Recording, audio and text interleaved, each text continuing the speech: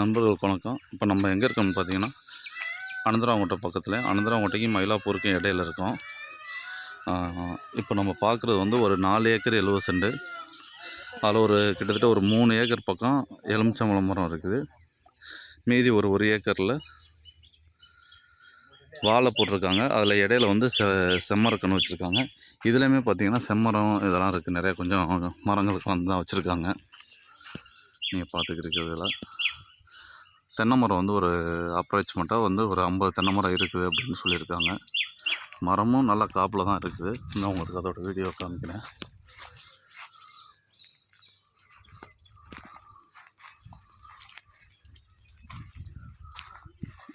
காய் அதோட மரத்துலேருந்து காய் கீழே விழுந்தது.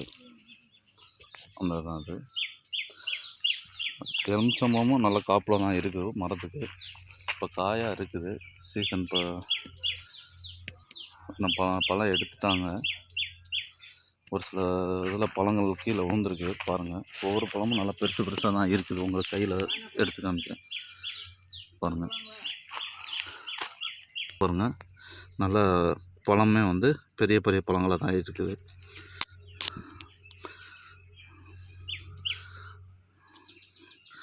நல்ல காப்பில் தான் இருக்குது மரங்கள். எலுமிச்சம்பழம் மரம் எல்லாமே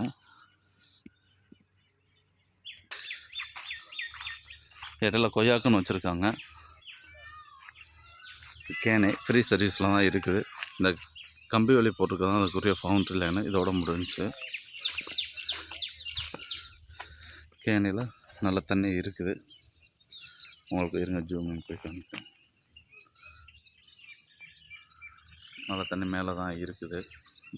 நல்லா விவசாயத்துக்கு நல்ல தான். பார்த்தீங்கன்னா தெரியும், தண்ணி தெரியுது. மோட்ரு வந்து ஓப்பன் ஸ்டெப்பாக, அதாவது உள்ளே கிணத்துக்குள்ளே இருக்க மோட்ரு தான் வச்சுருக்காங்க.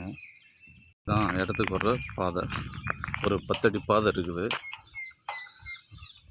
மெயின் ரோட்லேருந்து பஸ் ரூட்டு போகிறது தான். கன்னிவாடிக்கு போகிற பஸ் ரூட்லேருந்து ஒரு 200 மீட்டர்லேருந்து 300 மீட்டருக்குள்ளே இந்த பாதை மண் பாதை தான் இருக்குது.